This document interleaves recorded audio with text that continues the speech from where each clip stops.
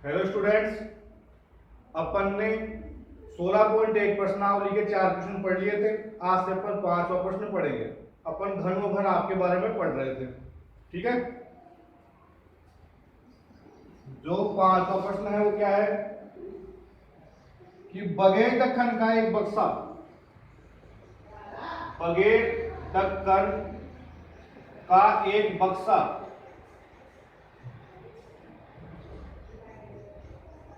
3 centimetre मोटी लकड़ी का बना हुआ है।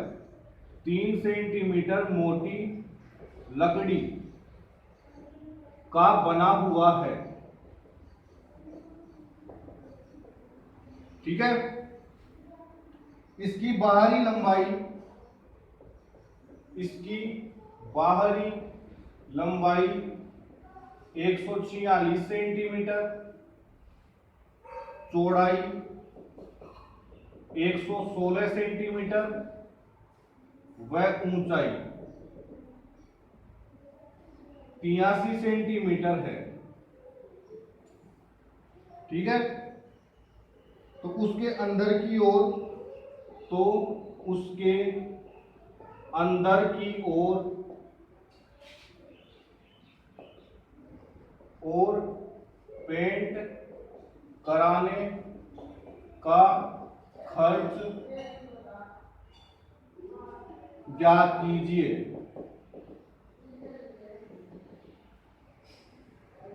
पेंट की दर, पेंट की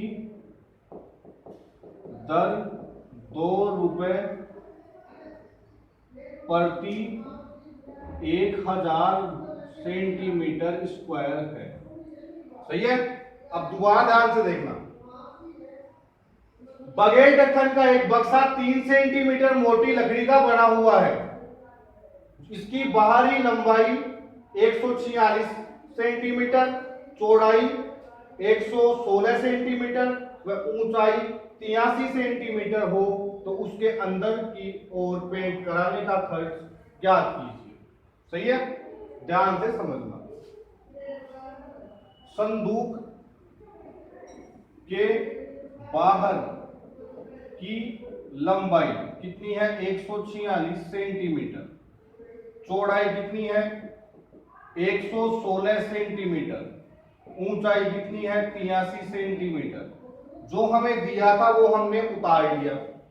और लकड़ी की मोटाई, मोटाई कितनी है? 3 सेंटीमीटर, सही है।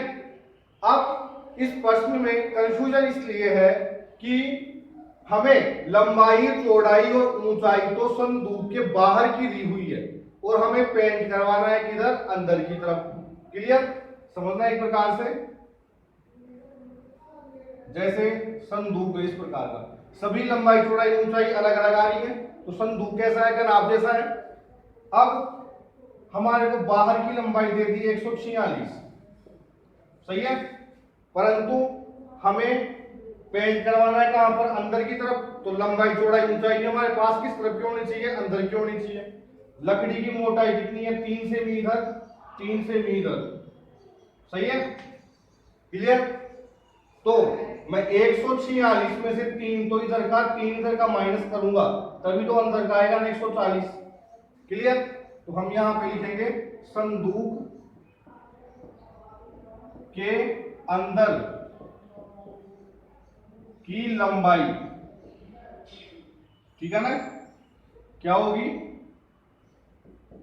146 माइनस 3 प्लस 3 बराबर 140 सेंटीमीटर। चौड़ाई क्या होगी? 116 माइनस 3 प्लस 3 बराबर 110 सेंटीमीटर। और ऊंचाई, ऊंचाई में क्या है? हमें बोला कि जो संदूक है वो बगैर ढक्कन का है, मतलब ऊपर ढक्कन नहीं है। तो सीधी सी बात है, ऊपर ढक्कन नहीं होगा तो लकड़ी की मोटाई ऊपर नहीं होगी। तो ऊंचाई में से केवल अपने को नीचे वाली 3 ही घटानी है, ऊपर वाली 3 नहीं घटानी। तो 83 माइनस 3 बराबर 80 सेंटीमीटर। क्लियर? अब ध्यान से देखो, बगैर ढक्कन के संदूक के अंदर का संपूर्ण पृष्ठीय क्षेत्रफल हमें ज्ञात करना है। क्लियर? तो बगैर ढक्कन, ढक्कन नहीं है मतलब छत नहीं है, तो छत नहीं है तो जो पूरा फॉर्मूला था 2 bracket LB plus BH plus HL bracket बंद था, तो इसके अंदर से छत नहीं है तो एक LB हट जाएगा, कल भी बताया था। तो फॉर्मूला क्या बनेगा? LB plus 2 BH plus HL। Clear? तो L का मान कितना है? 140 मल्टीप्लाई B का कितना है? 110 प्लस 2 वापस B का 110, H का 80 प्लस H का 80 इंटू 140। क्लियर? डबल जीरो उतार दी, 15,400 plus 2 11,888 double zero plus 14 into 112 double zero, तो 15,400 प्लस 2 जोड़ने पे कितना हो गया? 20,000। 15,400 प्लस 20,000 को 2 से किया तो 40,000, कितने हो गए? 55,400 सेंटीमीटर स्क्वायर। सही है? क्लियर? हमारे पास संदूक के अंदर का क्षेत्रफल कितना आया? 55,400 सेंटीमीटर स्क्वायर। क्लियर? अब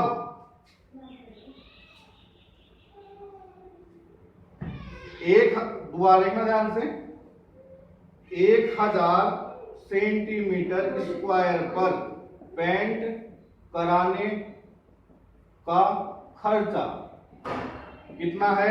हमें कितना दिया हुआ है? 2 रुपए। सही है? तो 1 सेंटीमीटर स्क्वायर पर पेंट कराने का खर्चा कितना हुआ? 2/1000। आराम से समझना, ज्यादा दिया हुआ है कम निकालते हैं, एक निकालते हैं ना, एक नियम होता है, एक निकालते हैं तो हमेशा भाग देते हैं, तो एक दिया हुआ हो ज्यादा निकालते हैं तो मल्टीप्लाई करते हैं। अब जैसे ज्यादा दिया हुआ था, एक निकालना है तो हमने डिवाइड दिया, अब मेरे को एक का मान आ गया तो 55,400 का निकालना है। 55,400 सेंटीमीटर स्क्वायर पर पेंट कराने का खर्चा कितना होगा? अब गुणा करेंगे, 2/1000 इंटू 55,400। क्लियर? 2 से 2 जीरो कट गई, 2 का भाग 10 में 5 बार, 5 का भाग इसमें गया 110.8, तो 110.8 रुपए। तो पेंट कराने का कुल खर्चा कितना हुआ? 110.8 रुपए। देखो एक बार,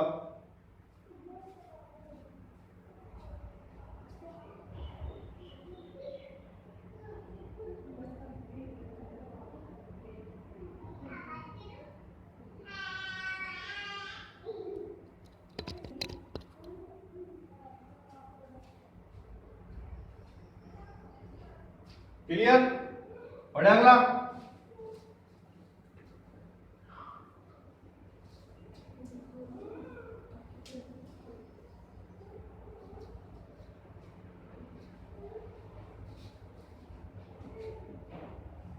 छठा प्रश्न पढ़े।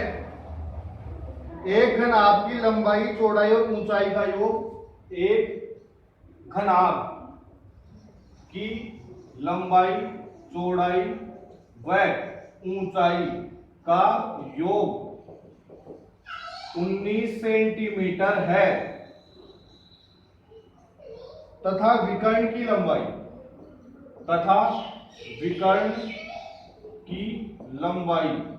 11 सेमी है, तो घनाभ का संपूर्ण पृष्ठीय क्षेत्रफल ज्ञात करो। सही है? अब हमें इस प्रश्न में घनाभ की लंबाई, चौड़ाई, ऊंचाई का मान क्या है वो हमें दिया नहीं है, तो हम यहां लिखेंगे माना घनाभ की लंबाई बराबर L, चौड़ाई बराबर B, ऊंचाई बराबर H है। सही है। हमने घनाभ की लंबाई, चौड़ाई और ऊंचाई को L, B और H मान लिया। अब प्रश्न के अनुसार हमें क्या बोल रहा है कि लंबाई, चौड़ाई व ऊंचाई का योग कितना है, 19 सेंटीमीटर। तो मैं क्या लिख सकता हूं इसको, L plus B plus H बराबर 19 सेंटीमीटर। क्लियर, समीकरण 1। सही है। दूसरी चीज क्या थी, घनाभ की लंबाई। घनाभ की लंबाई कितनी है, 11 सेंटीमीटर। वो विकर्ण की लंबाई कितनी है, 11 सेंटीमीटर। तो यहां लिखेंगे घनाभ का विकर्ण बराबर 11 सेंटीमीटर। घनाभ के विकर्ण के बारे में हम क्या जानते हैं, formula under root L square plus B square plus H square बराबर 11। दोनों तरफ वर्ग कर देंगे, L square plus B square plus H square का दोनों तरफ क्या कर दिया, वर्ग कर दिया। तो इससे क्या हुआ, हमने वर्ग क्यों किया, अंडर रूट को हटाने के लिए क्या कर देंगे, वर्ग कर देंगे। तो अंडर रूट हट जाएगा, इससे क्या बचेगा, L square plus B square plus H square. 11 का स्क्वायर कितना हुआ, 121। अपन जो हमें दिया हुआ था उसको केवल अपन सोल्व कर रहे हैं अभी केवल, ठीक है। अब इसके बाद हमें दिया हुआ नहीं है और हमें पूछ रहा है क्या कि घनाभ का संपूर्ण पृष्ठीय क्षेत्रफल ज्ञात करो। तो हम क्या करें, तो हमें देखो ये तो स्क्वायर के रूप में आ रहा है, L square B square H square, तीन तीन चरों के स्क्वायर के रूप में आ रहा है, ठीक है। तो एक फॉर्मूला होता है a प्लस बी प्लस सी का होल स्क्वायर बराबर a square plus B square plus c square plus 2ab plus 2bc plus 2ca। ये अपन ने 9th क्लास में पढ़ा है फॉर्मूला, ठीक है। तो इसमें तो स्क्वायर आ रहा ही है, इसको तो हम कुछ चेंज करेंगे नहीं, तो बच गया कौन सा, समीकरण 1। समीकरण 1 के अंदर अपन ऐसा क्या करें जिससे कि ये वाला जो समीकरण 2 है इसका उपयोग हम समीकरण 1 में कर सके, ठीक है। तो ध्यान समझना, मैं क्या लिखूंगा, समीकरण 1 को दोनों एक का दोनों तरफ से वर्ग करने पर, ठीक है। तो वर्ग कर देंगे दोनों तरफ, L plus B plus H का होल स्क्वायर बराबर 19 का होल स्क्वायर। सही है। अब ये फॉर्मूला है, ध्यान से देखो, a प्लस बी प्लस सी का होल स्क्वायर। तो a plus B plus C की जगह क्या आ रहा है, L plus B plus H. तो इस फॉर्मूले को अपन ऐसे लिख सकते हैं, तो इसको भी अपन ऐसे लिख सकते हैं। सही है। तो a की जगह क्या आ रहा है, L, b की जगह b, ऐसी की जगह क्या आ रहा है, h।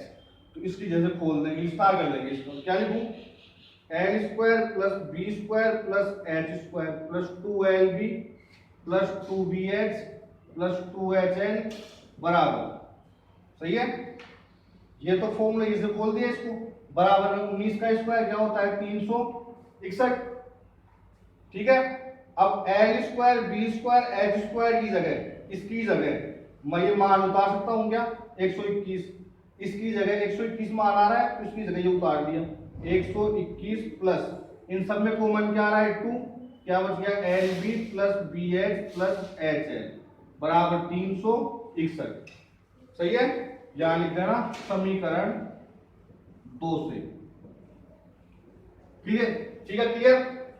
121 प्लस का उधर गया तो माइनस का, 2lb plus bh plus hl को हम क्या बोलते हैं, ये किसका फॉर्मूला है, घनाभ का फॉर्मूला है, घनाभ के संपूर्ण पृष्ठीय क्षेत्रफल का।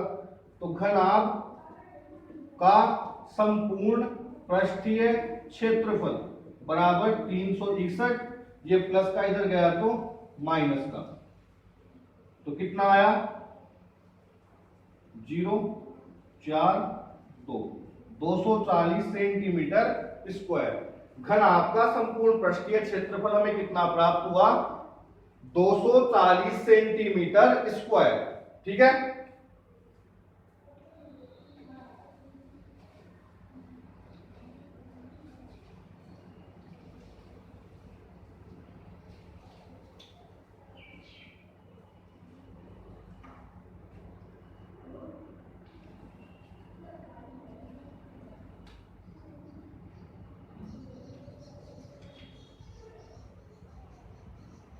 अब 7वां प्रश्न, 6 मीटर भुजा के 6 मीटर भुजा के वर्गाकार फर्श के कमरे में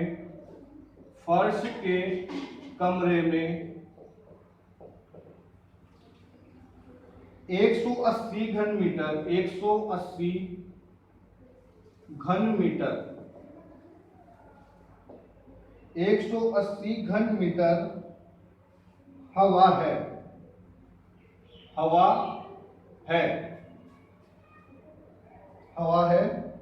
कमरे की ऊंचाई ज्ञात करो। ठीक है, अब ध्यान से समझना इसको। ठीक है, हमें क्या बोला कि एक कमरा है, ठीक है ना, जो कमरे का फर्श है वो कैसा है, वर्गाकार। कोई कमरा है उसका फर्श कैसा है, वर्गाकार। क्लियर? उसकी भुजा कितनी है, 6 मीटर 6 मीटर। सही है।